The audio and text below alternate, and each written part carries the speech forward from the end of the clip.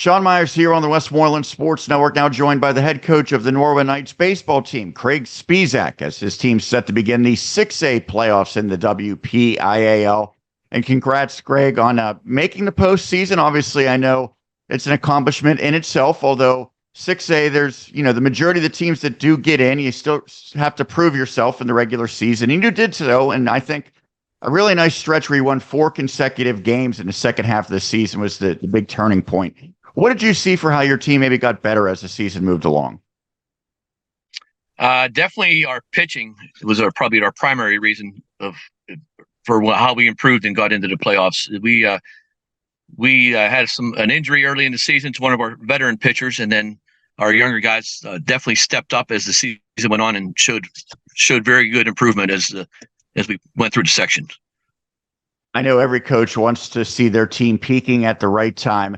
So you had that sweep of Pittsburgh Central Catholic, and then you won 1 of 3 against Hempfield. It seemed like that was a big series because it was, so pivotal, and then the games came down to the wire a lot of times. But you were able to kind of rebound after that. You knocked off Baldwin and then Upper St. Clair out of this section. So do you feel like you kind of have some momentum heading into the playoffs, or is that kind of washed away with the long break that you have between games? The long break surely definitely does not help, but it was nice to finish with a couple wins at the end of the regular season. But yeah, the break definitely kind of nullifies that to some degree. What do you try to do to stay active and to stay ready to go, knowing that you're going to have almost 2 weeks between your last regular season game and your postseason opener? We've played quite a few scrimmages. We had 1 last week, and we did 3 this week. So we were definitely busy with trying to see other teams. And just in practice, you try to mix it up a little bit, and you do as best you can to keep things as fresh as possible and try to keep them challenged in practice. So you mentioned that you battled some injuries early in the season, but what do you think maybe the strengths are of the Norwin team when you are at full strength? This team, for sure, is the most unselfish team I've been around in quite a while. They are more concerned. They're very resilient when there's adversity in front of them. They definitely don't panic. They definitely are more worried about the team winning than any personal individual accomplishments. Obviously, if they can do well individually and have the team win, that's ideal. But they, whatever it takes, if they go 0 for 3, but they make the big catch or get the big strikeout on the mound, or they go, get the big clutch, move the runner over on a sacrifice, whatever it takes, they want to win more than anything else. They're very team oriented. They're very, very good chemistry with this group, and they just love to be around each other. It is an 8-team bracket in postseason in Class 6A. And so you get the number 6 seed, meaning you're matched up against number 3 North Allegheny. Now, I know when you were at York, there was a lot more wrinkles when it comes to the seeding. It's a little more straightforward when there's just 2 sections. But how did the 6 seed and North Allegheny as your opponent align with what your expectations were before the brackets came out?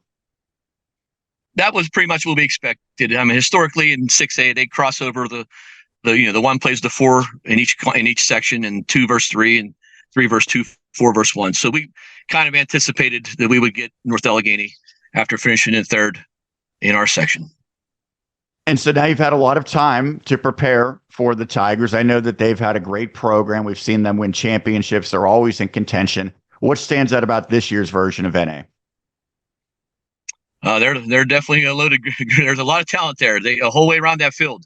As you can start behind the plate, you can start on the mound, and you can go around that infield and outfield. But they have a very deep team of very, very talented, with a lot of D1 and D2 talent there on that team. They're very loaded.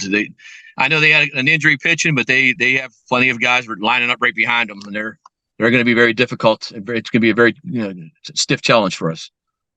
Now, about a decade ago, teams were able to basically ride an ace throughout the entire postseason. They have changed the way that the playoffs are formatted, and they've also changed the way the regular season's formatted. So you're used to playing these 3-game series in 4 days where you have to have a lot of pitching depth. Now you get into the postseason where you play back-to-back days, weather permitting, with the quarterfinals and the semifinals. So is this something that you're ready for and that all the teams in 6A are adequately prepared for, potentially playing 2 games in 2 days and really having to test that pitching depth?